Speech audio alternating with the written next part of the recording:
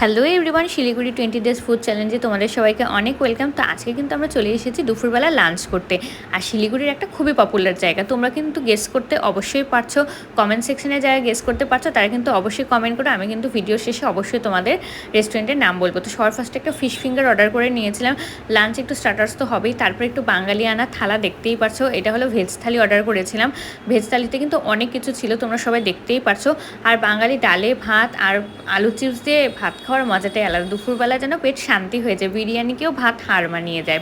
প্রত্যেকটা বাঙালির কাছেই মাছ ভাত হলো একটা স্পেশাল, মানে একটা ইমোশন। তারপরে ছিল ছানার ডালনা। তো সব কিছু কিন্তু খুবই টেস্টি ছিল। তারপরে তো একটু মাংস খেতেই হবে, আর মাংস আর শুটকি মাছ।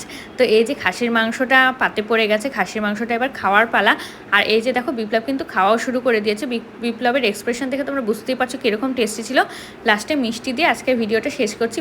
রেস্টুরেন্টের নাম পাঁচফোড়ন। দেখাচ্ছে নেক্সট।